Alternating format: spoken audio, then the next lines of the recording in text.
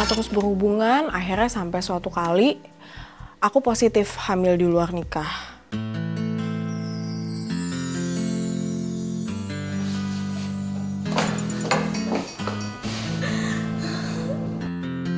Jadi waktu itu aku tuh ngerasa bukan sekedar panik ya, tapi lebih tepatnya mungkin hancur.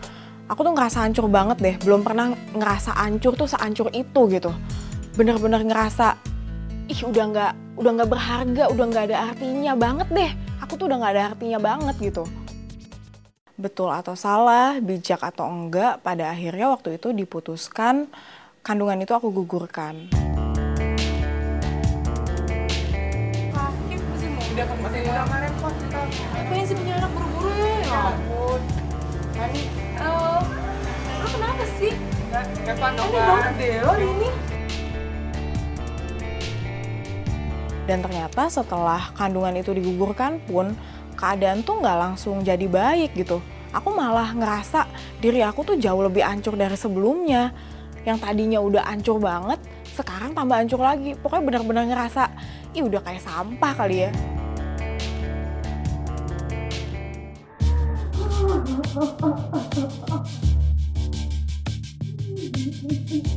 Berikutnya yang aku lakukan tuh mulai menghancurkan diri sendiri. Aku mulai coba-coba bunuh diri.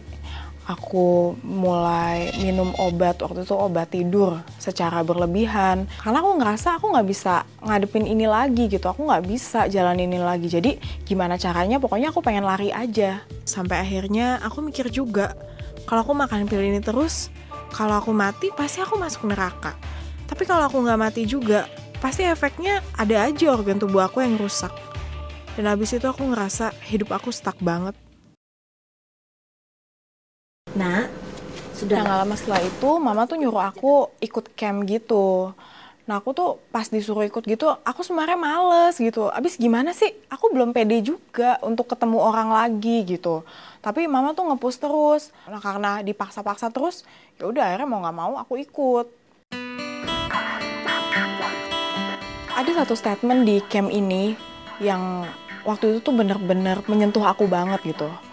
Statement ini bilang kalau aku sudah diampuni, aku diterima sepenuhnya, aku dikasihi sepenuhnya sama Tuhan. Nah ini loh yang akhirnya buat aku bisa mikir, oh ya aku tuh sebenarnya berharga ya.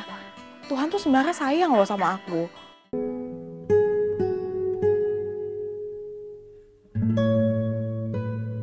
Dan akhirnya aku mulai sadar gitu bahwa selama ini tuh aku udah salah gitu. Ketika aku ngerasa aku nggak dapat figur papa, aku ngerasa kosong, aku mulai cari perhatian tuh dari orang-orang di luar sana gitu. Kekosongan yang selama ini aku rasain, aku alamin, itu harusnya cuma bisa diisi sama Tuhan.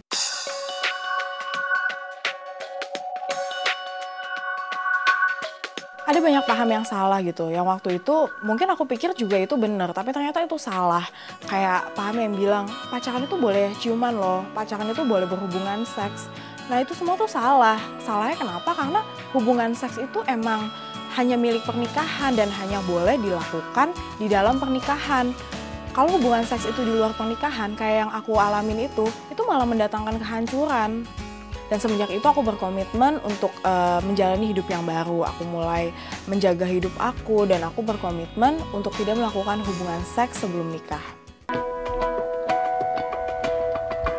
Nah mulai dari situ pelan-pelan aku mulai ambil keputusan untuk menerima kesalahan papa, mulai ampunin papa dan mulai sadar kalau memang ya papaku juga bukan orang yang sempurna juga.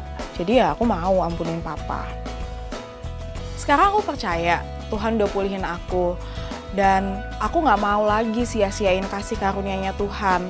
Aku mau jalanin hidup aku sebaik mungkin yang aku bisa karena aku percaya masa depan aku tuh bakalan cerah banget. Itu janjinya Tuhan sama aku. Sepanjang perjalanan hidup aku, Tuhan terus buktikan bahwa gak ada janjinya yang gak ditepatin. Tuhan tuh selalu tepatin janjinya. Jadi aku percaya aku pasti bisa dapetin semua itu.